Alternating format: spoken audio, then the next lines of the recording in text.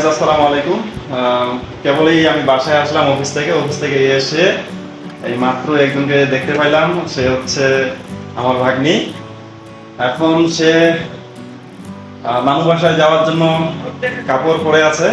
আমরা এখন তাকে দেখব সে কি অবস্থায় আছে। আম্মু, কি হয়েছে তোমার? রাগে আছো কেন? কি হয়েছে জোরে বলো। কেন তো রাগে আছো কিসের জন্য? বলো কিসের জন্য রাগে আছো? কেন কিছু হয়নি, তাহলে কেন রাগে আছো বলো? ও, কিছুই হয়নি, তো রাগে আছো কিসের জন্য? কেন, কি হয়েছে তোমার জন্য বলো, তোমার কি হয়েছে?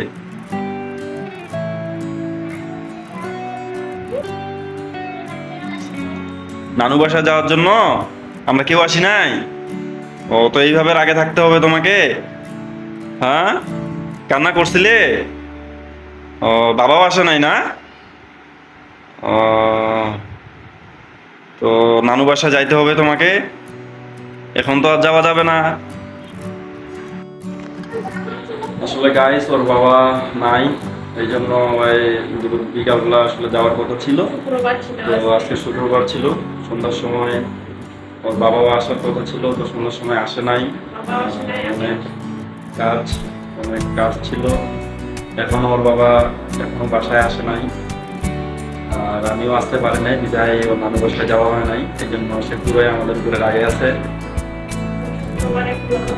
আরেকটা বিষয় হচ্ছে যে এখানে বাসায় আসে দেখলাম যে দুপুরবেলা কিন্তু আমাদের এইদিকে দিনাজপুরে অনেক বৃষ্টি হয়েছে, বুঝছেন। আর একটা বিষয় যে আমার রুমটা দেখতেছি আসে আপু, দেখতেছি যে ভিজে ভিজে গেছে এখানে, এগুলো জানালা দিয়ে পানি ঢুকছে, পানি ঢুকার পরে এই যে ভিজে গেছে। আজকে আমি থাকবো কিভাবে? এই তুই দেখিস নাই?